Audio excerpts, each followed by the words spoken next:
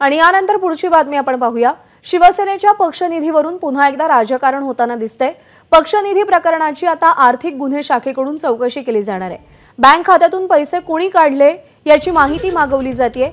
बँकेच्या अधिकाऱ्यांना सुद्धा चौकशीसाठी पाचारण केलं जाणार आहे। निवडणूक आयोगाचा निर्णय आल्यापासून शिवसेना शिंदे गटाकडे असलेल्या पक्षाचा कर कोण भरतय याची माहिती घेण्यासाठी आर्थिक गुन्हे शाखेनं आयकर विभागाला पत्र पाठवलंय। वेदांत नेब आपल्याला या सगळ्या संदर्भात अधिक अपडेट देईल। वेदांत, हे सगळं प्रकरण नेमकं काय आहे? निवडणूक आयोगाचे आदेश काय आहेत?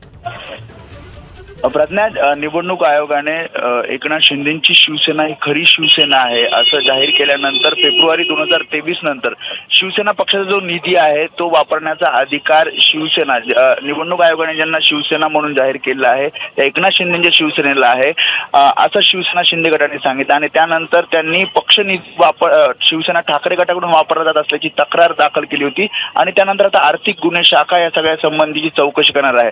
जसं तू सांगितलंस की आर्थिक गुन्हे शाखेने बँक अधिकाऱ्यांना सुद्धा बोलवलं आहे की या खात्यातून नेमके पैसे कोण काढतंय, कोण वापरतंय खातं। त्याशिवाय आयकर विभागाला सुद्धा विचारण्यात आलेलं आहे की या सगळ्या खात्याचा जो टॅक्स आहे तो कोण भरतंय। त्यामुळे आता या निधी वाटपासंदर्भात पुन्हा एकदा राजकारण झालेलं पाहायला मिळते।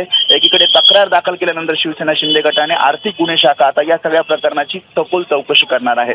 प्रज्ञा। वेदांत, धन्यवाद दिलेल्या माहितीसाठी। एबीपी माझा, उघडा डोळे बघा नीट।